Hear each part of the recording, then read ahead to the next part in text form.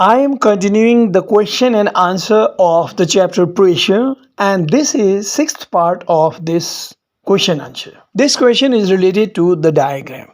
Okay, question number 36. Compare of thrust acting on the egg and weight of the egg in the following conditions. We have to compare two matter what? Weight and of thrust. In first case, certainly weight is more than of thrust, that's why egg is sinking. But in second and third case, weight is supported by the of thrust, that's why in both the cases egg is floating. Whether the more part of the egg is immersed or less part of the egg is immersed, the immersed part displaces the liquid equal to its own weight. That's why the of thrust is equal to weight of the egg, so they are floating. And we have to remember this also, if a body is floating at this time, of thrust is equal to weight. So we can write this way: in case of A, weight of egg is greater than the of thrust exerted by water on the egg. But in case of both B and C, weight of the egg is equal to the weight of displaced solution. Okay, let's have another question. Write down the condition of floating and sinking when a body is placed in a liquid. Let's say this is water, and if a body is placed in this water, either it sink like this or it will suspend like this inside the liquid. The suspension may be at any place here or near to the bottom, but it is not landing, neither landing nor floating, it is suspended. Or if a body is placed in a liquid, it may float like this. Why it happens? This is because if the density of the body is greater than the density of the liquid, then it will sink in the liquid. If the density of the body is equal to the density of the liquid, then it remains as suspension inside the liquid. And if the density of the body is less than the density of the liquid, then it floats on the liquid. These are the possible conditions. We can write this way: a body floats on a liquid if its density is less than the liquid. A body sinks in the liquid if its density is greater than the liquid, and a body remains as a suspension in the liquid if its density is equal to the density of the liquid. Okay, these are three conditions. Let's have another question. Write down law of flotation. According to law of flotation, weight of a floating body is equal to weight of displaced liquid, and we can write like this: weight of floating body equal to weight of displaced liquid. Whether the body is very huge like a ship, may be of 10 crore Newton weight, if it is floating, then it displaces the water equal to its own weight 10 crore.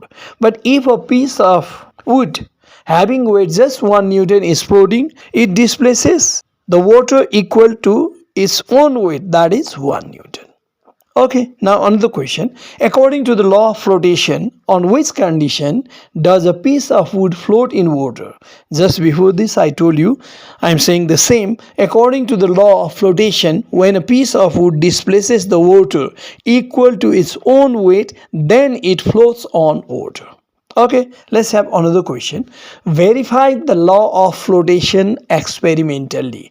If we have to verify this law experimentally, then we can take a top pan balance and a eureka can, which should be completely filled with water, and we have here a spout. And I'm going to make another diagram also for this experimental verification. This top pan balance, the same thing, but in this second diagram we are taking a wooden piece, and when a wooden piece is placed in water, then what happens? It displaces certain amount of water which goes out through the spout. But what is seen in this experiment, the combined weight of this eureka can and water is if 5 Newton, then when we put a piece of wood, even after this, the combined weight is found to be 5 Newton. Wooden piece plus water plus eureka can. What happened to the weight of wooden piece? Certainly, the wooden piece is displacing the weight of water equal to its own weight. So, we can describe briefly like this. According to the law of flotation, weight of a floating body is equal to weight of displaced liquid.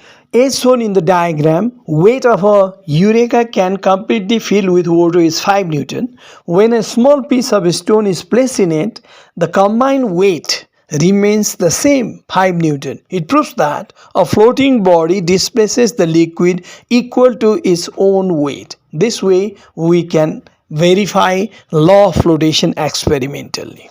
Okay, let's have another question. With the help of the information given in the diagram, answer the following question.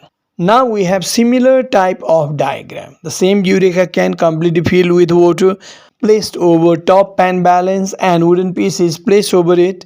What is the question? What fact is shown to be verified by the given diagram? State it.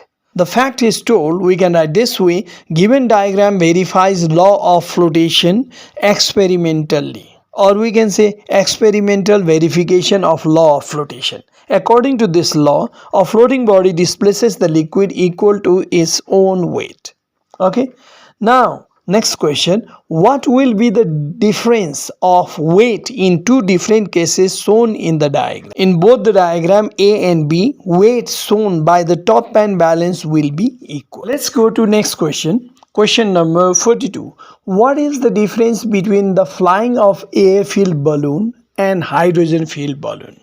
Let's have a little diagrammatic understanding.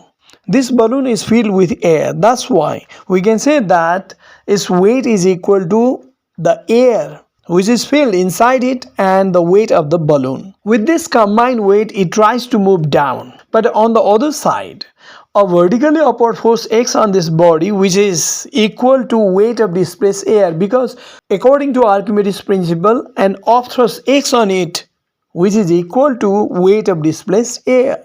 So there are two forces acting against each other, but which one is more? Air plus weight of balloon is more than weight of just the displaced air. Because balloon is made up of rubber, that's why the downward force is more. So this balloon tries to move downward this way. So the balloon moves downward this way. So we can say that a balloon is if filled with air, then it will move downward. But if a balloon is filled with hydrogen gas, then its total weight is the combined weight of hydrogen which is filled inside the balloon and weight of the balloon. Weight of the balloon means the fabric of the balloon, that is the rubber. And with this force, it tends to move downward. But at this time also, an upward force X on this body which is called off thrust, and this upward force, that is off thrust, is equal to weight of displaced air. Now, which one is more? Weight of displaced air by this balloon or the combined weight of hydrogen and fabric of the balloon? Certainly, weight of displaced air is more because hydrogen is very light gas. So, an upward force X on the balloon. Because of this upward force, balloon moves upward. Okay, the same can be written this way. Weight of air-filled balloon will be more than the air displaced by it. But the weight of hydrogen-filled balloon will be less than the air displaced by the balloon.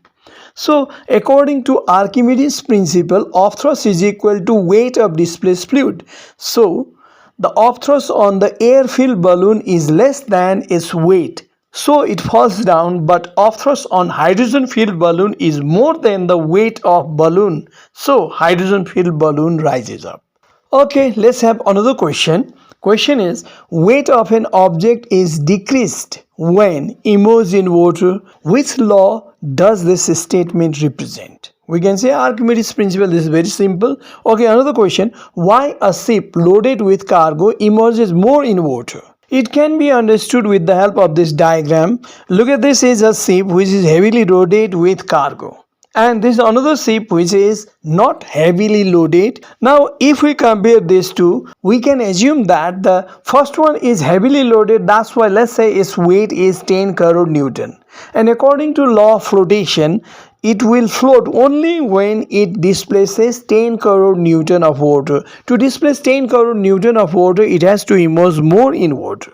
But in this case, let's say its weight is only 5 crore. Then it floats by displacing the water equal to 5 crore Newton. And for this, it will immerse less. So, a heavily loaded ship will immerse a little more than the other ship. We can write this way: a ship loaded with cargo is heavier than the empty ship. According to law of flotation, weight of floating body is equal to weight of displaced liquid. Since ship is heavier, so it displaces more water equal to its own weight. Hence, a ship loaded with cargo immerses more in water.